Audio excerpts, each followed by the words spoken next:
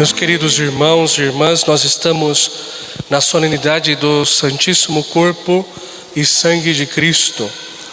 E a igreja proclama para nós o Evangelho de Jesus Cristo, segundo São João, no capítulo 6, versículos do 51 ao 58.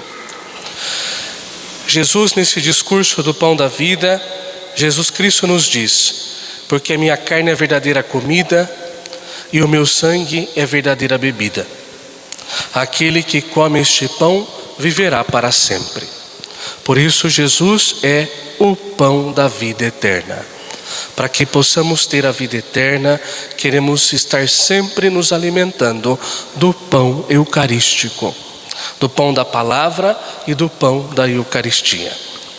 O Papa Bento XVI, quando ele foi fazer certa vez uma reflexão a respeito das palavras da instituição de Eucaristia, da consagração, o Papa disse que essas palavras da instituição, elas são o núcleo da história da salvação. Ou seja, de toda a história da salvação, desde a criação do mundo, depois quando Adão e Eva saíram da comunhão com Deus e os homens pecaram, Jesus Cristo que se encarna, depois até o final, quando Jesus Cristo ele voltar e nos levar para a sua glória, o centro de toda essa história, que nós chamamos de história da salvação, o centro de toda essa história está nas palavras da instituição da Eucaristia. Jesus Cristo disse: tomai todos e comei. Isto é o meu corpo que será entregue por vós. E depois, no final da ceia, disse: tomai todos e bebei.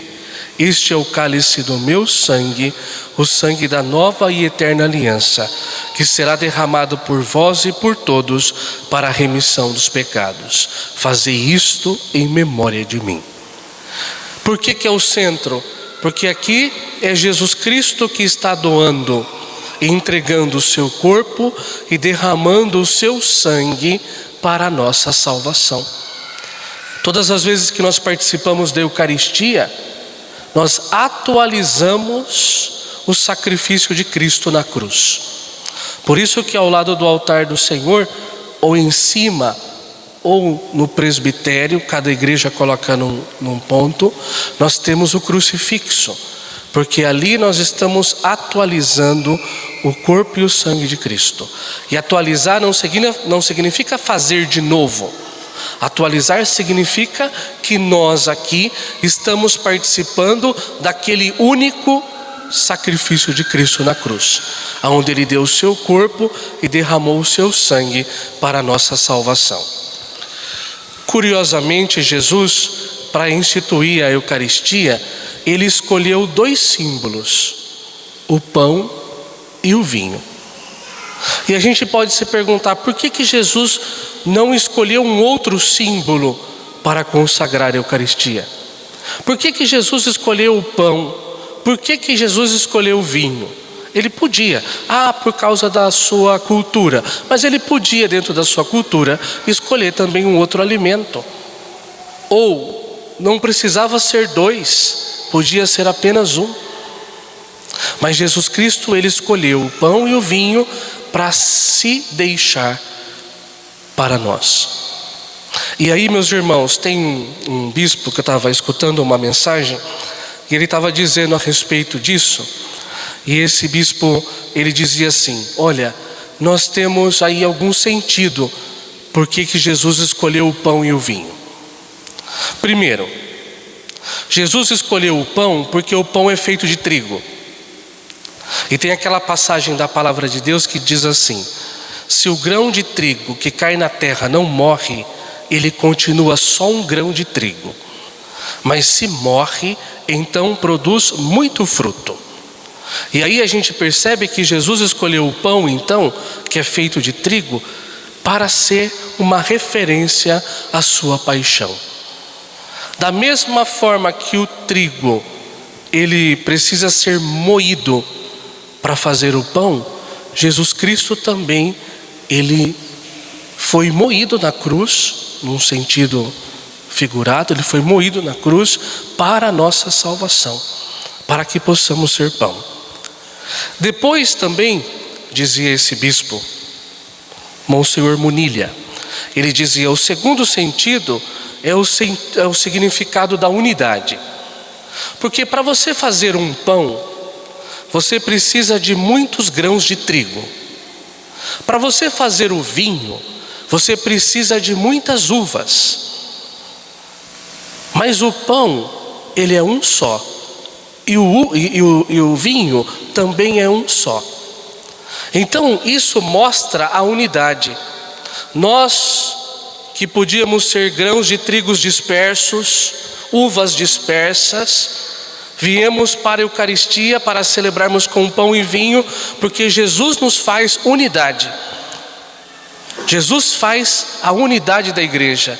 Através de tantos grãos de trigo, de tantas uvas dispersas, Jesus fez e Jesus consagrou com o pão e com o vinho. E ele continua: o terceiro sentido é que o pão, ele é o alimento dos pobres. É o alimento básico que nós temos. Todos comemos pão. Os ricos, os milionários, os mais simples, os de classe média e os pobres. Os pobres também comem do pão.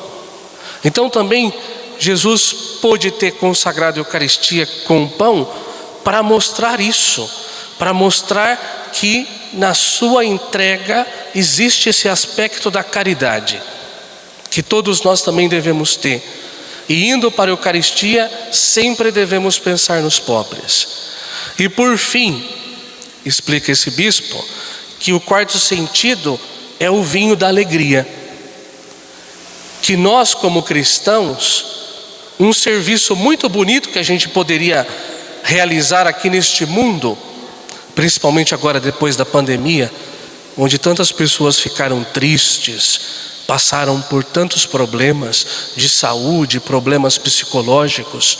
Nós cristãos que estamos participando da Eucaristia com vinho, nós precisamos dar este presente para este mundo, porque nós cristãos devemos ser alegres, devemos ser felizes. Não existe, é incompatível um cristão e um triste. Nós devemos estar felizes e alegres neste mundo para mostrar que nós temos Deus dentro do nosso coração.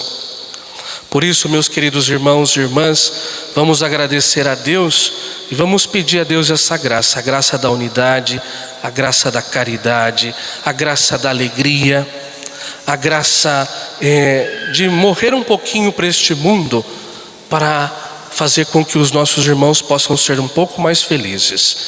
Nós que antes éramos grãos dispersos, agora somos um único pão, na comunhão do corpo e sangue de Cristo. Peçamos a intercessão de Nossa Senhora. Rogai por nós, Santa Mãe de Deus, para que sejamos dignos das promessas de Cristo. Amém.